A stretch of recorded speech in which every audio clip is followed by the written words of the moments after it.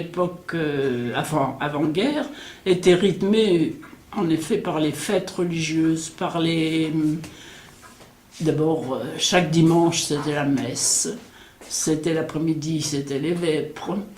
Alors les dimanches étaient occupés comme ça, en dehors. Chez nous, c'était le rendez-vous des gens qui montaient au stade en général et qui venaient à la sortie du stade manger la galette chez nous. Mon père faisait de la galette sous les pommiers ici, dans le champ où j'habite maintenant.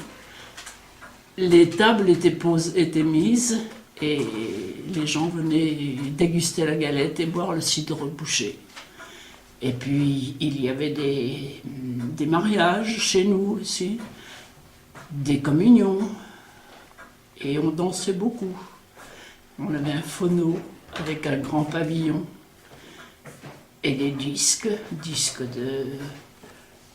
de Berck et Laverne, mon père aimait beaucoup. Alors l'école c'était une petite école de campagne.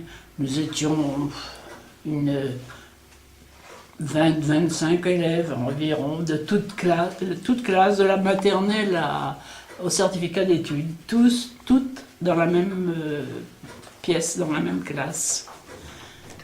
Chaque matin, l'hiver surtout, il fallait allumer le feu. Le soir, il fallait balayer, préparer le bois pour le lendemain matin. Et tout ça se faisait calmement, facilement. Et la maîtresse, entre-temps, nous faisait faire une dictée et elle allait dans sa cuisine surveiller son fruchti. C'était tout à fait en bonne entente. J'ai fait mes études à Agneau, à l'Institut, environ 7 ans. Et à 18 ans, au moment où j'aurais dû passer mon bac, manque de chance, il y a eu la déclaration de la guerre. Et j'ai préféré arrêter pensant partir rapidement à l'armée. Et en fait, je me suis mis on commençait à travailler à la ferme dès qu'on pouvait travailler. Vers 10 ans, 10-11 ans, on travaillait à la ferme. On trayait les vaches, cherchait de quoi et lapins, soignait tout ce qu'on pouvait soigner, quoi, village qu'on avait.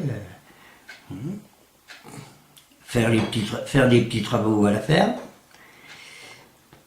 Faire la vaisselle, ça on le faisait. Ouais. Pour aller à l'école, nous allions individuellement jusqu'à l'Institut. Mais pour en sortir de l'Institut, quand il était midi ou quand il était 4h30, on revenait en conduite jusqu'à la gare. Ça veut dire que l'Institut ne laissait pas ses élèves sortir, chacun à sa façon, mais qu'on nous regroupait et on venait en conduite, on appelait ça la conduite, et on revenait jusqu'à la gare, où à la gare c'était disloqué puisque chacun allait chez lui après. Mais jusqu'à la gare, on revenait... C'est ainsi qu'un jour, on a vu l'aurore boréale et on était en conduite un soir, vers 4h30, le ciel étant tout rouge, et les gamins allaient de leur façon d'exprimer les choses avec humour, en présent. Mais vraiment, le ciel était tout rouge, et pour certains, c'était l'annonce de quelque chose de particulier. Et le lendemain, ça a fait dans les journaux un article énorme dans l'aurore boréale. Nous sommes allés beaucoup.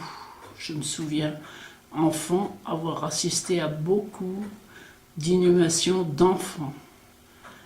Il y avait des décès par méningite, diphtérie, c'était les plus courants, et beaucoup d'enfants sont morts. Oh, distraction, ça n'existait pas. Non, il n'y avait rien. La seule distraction qu'on avait, avec mes frères, on pouvait jouer domino, des fois. Voilà, domino, un petit peu. Ouais. Autrement, les distractions, on allait à la Madeleine une fois par an. C'est tout. C'est tout. Voilà, seule distraction. Ouais. Dans les distractions, On allait quand même au cirque quand il passait un cirque aussi. Ouais. Ouais. Au cirque. Mais de l'argent, on n'en avait pas. Non, ça n'existait pas à ce moment-là. Non. C'était pas l'habitude, quoi. Ouais. On aidait à traire les vaches. Ça, dès qu'on pouvait traire, on trayait les vaches. On allait chercher de quoi et lapins.